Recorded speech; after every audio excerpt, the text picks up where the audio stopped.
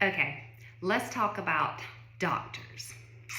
So this one isn't hard to talk about in the sense of working through emotionally. This one's aggravating in the sense of the reality of what I dealt with and the frustrations of who I thought held all the answers wasn't the case. So keep in mind, I was not a naturalist-minded person. I was a definite modern medicine. Go to the doctor, get some medicine, get better. It's that simple. You may involve a test or two along the way, whatever needs to be done, knock it out. I mean, we have the highest and the best trained in the medical profession that one could have, in my mind. So the reality is, doctor after doctor after doctor that I would go to did not come with results or any kind of answers. And so that became very frustrating. Some doctors wanted to help, but it wasn't in their skill set or in their wheelhouse. And so for those, I would say, who do you think I should go see? What type of doctor do you think I should go see? So more so if you're battling with the mystery illness is the folks I'm talking to right now, where you obviously have something going on and nobody can pinpoint it. So be very patient with those doctors and ask when they're not able to help you, just like who should I go see? And even if they don't have a name, what type doctor would they recommend you go see? Keep in mind, just because you've seen one person in that field doesn't mean you shouldn't go see many more. So early on, I had quickly adopted a few principles and rules on when I would go see a doctor. One, if they spoke limiting beliefs over me, we didn't go back. Definitely not. When they tried to explain to me what my limitations were going to be, and when they explained to me that I needed to accept what my new normal would be, and if they explained that this is, that I would never walk again, I would always have to have that of assistance from some kind of cane or walker. I would definitely not be able to make long distances. I would not be able to navigate an airport without that of a wheelchair. When they spoke any of those things to me, I just did not go back to see them. I did not go back to see doctors who I had to convince something was wrong with me. I did not go back to doctors who I spent my time trying to educate on the things that I had learned to bring them up to speed. Didn't go back to those doctors. And I definitely didn't go back to those doctors who doubted what I said. I would explain my symptoms and I would say, I hear the words coming out of my mouth. I know that this sounds insane, but I don't know any other way to explain it. At one point, I had just crazy pain, and I was actually in the doctor's office, and I was just like right now, it feels like this arm is breaking in two. I didn't know how else to describe the pain. It literally was so excruciating, so painful. That is exactly what it felt like.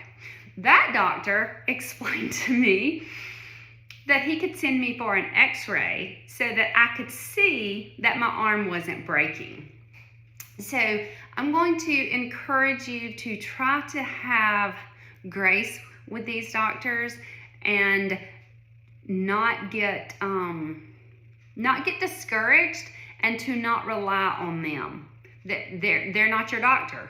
Move on to the next one. If you're having trouble getting in to see a doctor and you're waiting forever to see those great specialists that's supposed to hold so much value, go ahead and get on the books of 2 or 3 of that same specialist field. Like, you are going to be your advocate, your best advocate. You have to make that happen. And what you're really looking for is a doctor who is willing to connect with you, who hears you, and who is committed to making sure that they're a part of your recovery. I found this in an infectious disease doctor at Northside Forsyth. Her name was Dr. Rhea Pooty. And I had seen several other infectious disease doctors all over the state and at the Mayo Clinic. But her approach was so much different. She said, I'm not going to try to figure out exactly what has happened. I'm going to start focusing on the things that I can do to help you get back to being the mother that you want to be. Big moment in my recovery, because that was the first time a doctor truly took hold of what I was saying and invested. Most of my doctor visits, they would look at my medicines or different things, and it was common for them to say, I don't see anything on here for depression. I can prescribe something for you because I know you've got to be depressed. Y'all, I was a lot of things, and I probably should have been depressed, but depressed wasn't one of them. If you are in that state and you are taking medicine and you need that, wonderful. There's awesome tools out there to help you move forward. That's just not where I was at, so that wasn't a good plan for me. So Dr. Rhea Pooty, she truly just was like, this is not acceptable. We've got to figure something out. So she also had referred me to a neurologist, Dr. Cooper, and he was just, he was the sweetest, kindest bedside manner ever, I guess, of all the doctors that I was able to see. And his approach was, I'm going to help you one thing at a time. So every time I would see him, he would be like, we can only talk about one thing. And I had an overwhelming list. So with him telling me that we could only do one thing at a time really just brought a lot of calmness, as opposed to me in there just nailing off my laundry list. And so he assured me that as long as I would come see him, we would deal with one thing at a time, and we would just continuously work towards improvement. So I think that that's the biggest thing. Don't get discouraged when you go see a neurologist or you go see this and that, and they don't give you the answers that you're looking for. Move on. Like, I get phone calls saying, but my doctor said this, and he's been telling me this. Don't go back to see him. Find you another doctor. It's a free country. Go find a doctor that you can connect with and that can truly be committed to helping you recover. I later on added in many different natural doctors and herbs and medicines and just all of those good things. But oftentimes, until you've exhausted all of your other efforts, you may not be ready to fully embrace that. And modern medicine has so many things. I also want to encourage you to not be, if you've got the whole mystery thing going on, don't be discouraged if you're seeing a doctor who doesn't have good English.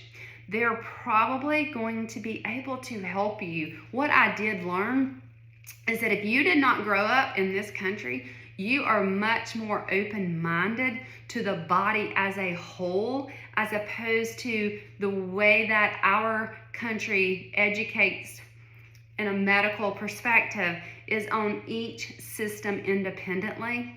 And probably one of my most frustrating days was when I think it was the cardiologist. I had like extremely low blood pressure all the time and had to take medicine to increase that. And he was like, you've really got to increase your salt intake. You've got to be doing everything you can for this. And that same day I had back-to-back appointments, maybe with a gastro, not sure which doctor, but the takeaway that day was, I've got your blood work back, and you're really going to need to watch your salt intake. You really don't need your salt intake. So within 10 minutes, I got completely conflicting thoughts and takeaways.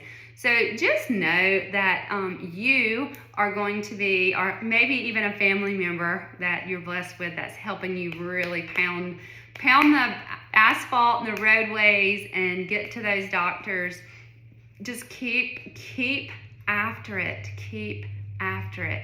And do not subscribe to any limiting beliefs over you. You've got to have your mindset, and your doctor has got to be in alignment with that.